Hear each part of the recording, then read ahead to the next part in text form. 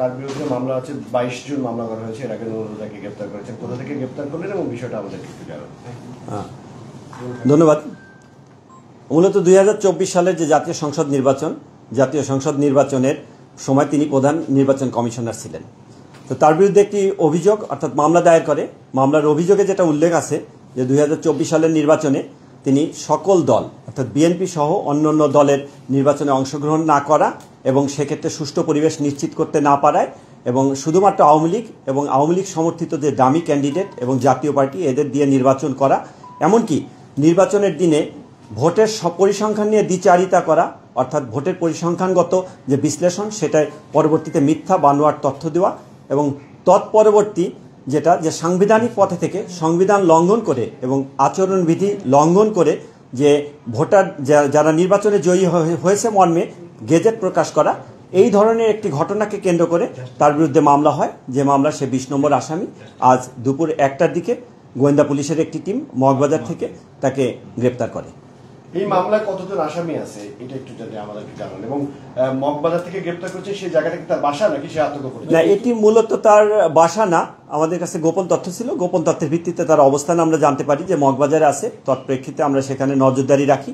নজরদারির এক পর্যায়ে আমরা যখন জানতে পারি তার অবস্থান সম্পর্কে নিশ্চিত হই, তখনই সেখান থেকে আমরা তাকে আমাদের হেফাজতে নিই। হ্যাঁ, এর আগে আসলে আমরা গুজবপুরিয়া যাই বলে অনেক জায়গায় খবর পাচ্ছিলাম হাবিবুল্লাহকে গ্রেফতার করা হয়েছে। আপনারা মনে হয় আরো অভিযান করছিলেন বসুন্ধরা, একটু ওই ডিটেলসটা যদি বলতে, তাকে ধরতে আসলে কি পরিমাণ দেখতে পারেন?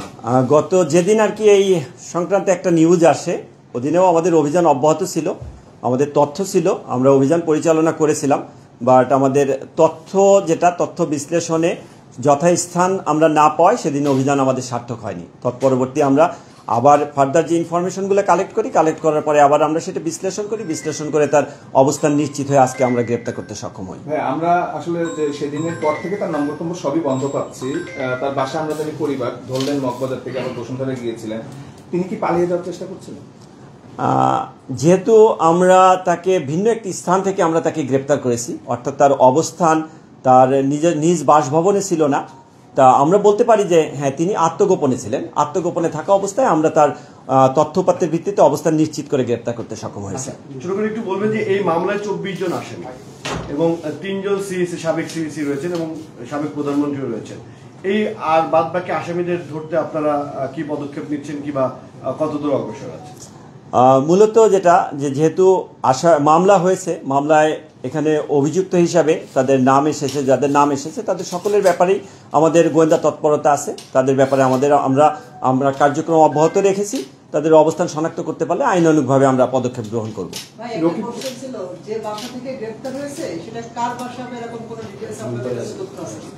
প্রাথমিক অবস্থায় আমরা যেখান থেকে এনেছি, আমরা আনার ক্ষেত্রে আমরা মূলত যেটা দেখি, এখানে আমরা গোয়েন্দা পুলিশ যে কার্যক্রমটা করি নাম্বার ভিত্তিক, মোবাইল নাম্বারের উপর ভিত্তি করে আমরা মূল কাজটা করি। তা আমাদের মূল উদ্দেশ্য ছিল টার্গেটকে আইডেন্টিফাই করা এবং তাকে আমাদের হেফাজতে আনা। তা অবস্থানগত দিকটা আমাদের বিশ্লেষণে আছে। বিশ্লেষণ পরবর্তীতে আমরা এটা আবার নিশ্চিত করতে পারবো যে বাসাটি কার। এই স্বৈরাচার শাসনের শুরু আসলে যে নির্বাচন কমিশনার রকিবউদ্দিন, তার অবস্থান সম্বন্ধে আপনারা পরিষ্কার কোনো ধারণা পাচ্ছেন কিনা? অভিযান কিভাবে চলছে আসলে? আমরা বললাম তো, এই মামলায় যারা এজাহারভুক্ত আসামি আছে সকলের ব্যাপারেই আমরা গোয়েন্দা তৎপরতা রেখেছি, আমরা আমাদের নজরদারি রেখেছি, আমাদের কার্যক্রম অব্যাহত আছে। আমরা যদি আমাদের কাছে কোনো সুনির্দিষ্ট তথ্যপাত্র থাকে তাহলে আমরা প্রয়োজনীয় আইনানুগ যে ব্যবস্থা সেটা গ্রহণ করব। কিন্তু শেষ হাবিবুল্লাহ, এখন অনেক সময় আছে, আজকে কি কোর্টে পাঠাবেন? আর রিমান্ডের বিষয়টা যদি আপনাদের মামলা মূলত শেরেবাংলানগর থানায় তদন্তাধীন। তা এই তদন্তকারী কর্মকর্তা এ ব্যাপারে আসবে। আর প্রথম অবস্থায় কাউকে গ্রেপ্তার পরবর্তী কিছু ইনিশিয়াল ম্যানেজমেন্ট থাকে, যে ম্যানেজমেন্টগুলোর মধ্যে তার মেডিকেল চেক আপ করা, আদার্স অন্য যে বিষয়গুলো থাকে, কিছু ডাটাবেজের কার্যক্রম থাকে, সেই কার্যক্রমগুলো যদি আমরা সমাপ্ত করতে পারি, তদন্তকারী কর্মকর্তা যদি মনে করে যে আজকে দিতে পারবে, তাহলে সেক্ষেত্রে হয়তো সেই ধরনের সিদ্ধান্ত আসতে পারে, না হলে আগামীকাল যাবে। ওকে, ধন্যবাদ, thank you. Immigration to Canada. We provide the best quality service and solution for Canada immigration. Please visit our website and contact for details.